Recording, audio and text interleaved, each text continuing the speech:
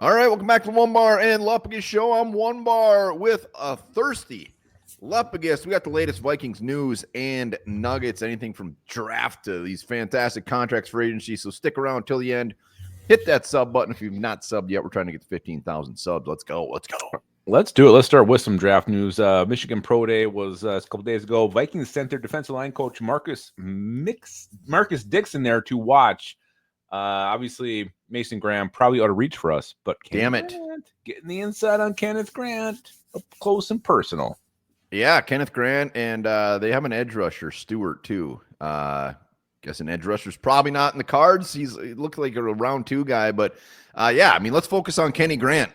Mock drafts, draft gurus, like guys much smarter than us.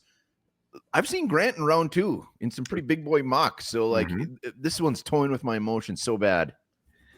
Yeah, I still see him, sometimes in those teens. Otherwise, like you said, like he falls into either late day one, like pick 30, or into round two. I don't know. I mean, we're sitting here about a month away from the draft. Anything can happen, but I love the fact that they have their D line coach at Michigan. I mean, it's a defensive line coach. Like he's gonna know what he's looking for and come back with probably a very glowing review of Mr. Kenneth Grant. So you know what? Kenneth Grant is fantastic.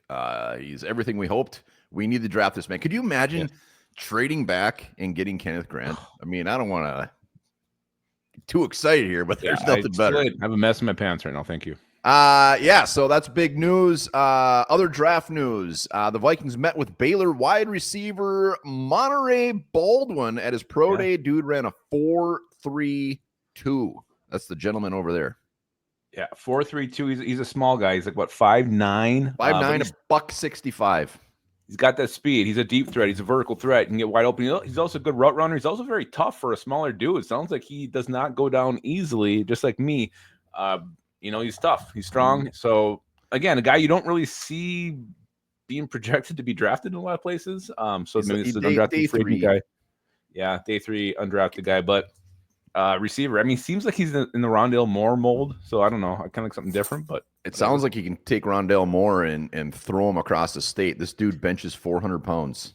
I told you he was 5'9", $168, and benches 400 pounds. So, yeah, he is a tough bugger.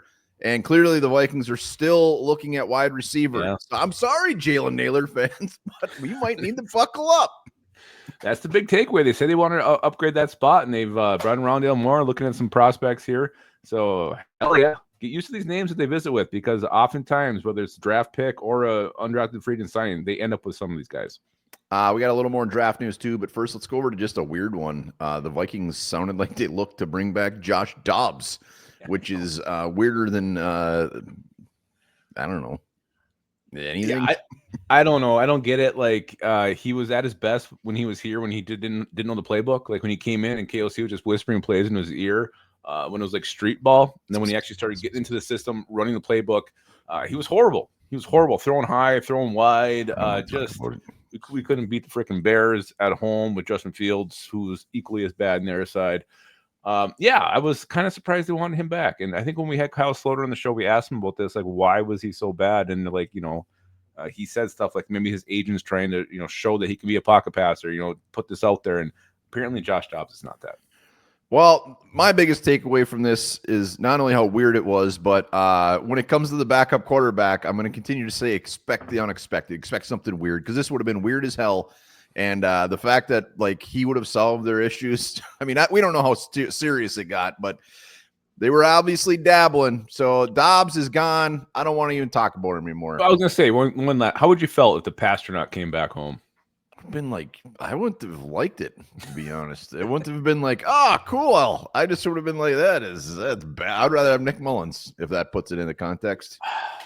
I mean, if you're gonna try to run the same offense, then yes, anybody else. If you're gonna just throw out the window and play street ball, then yeah, Josh Dobbs is fine. All right, couple other quick hitters. Will Fries cap it, only $5.6 million in 2025, so no surprise there. Got to figure some stuff out next year. There's some big boy money going to be coming out the books. But Will Fries, that's why we were able to make a lot of these signings, is contracts like this. So we still have enough money to go and get somebody else. Brandon Scherf, Sonny Samuel Jr. I mean, we could do it. We could go there and spend if we need to, because Brandon Scherf might be free at this point. I don't know. He might be. Let's go get him.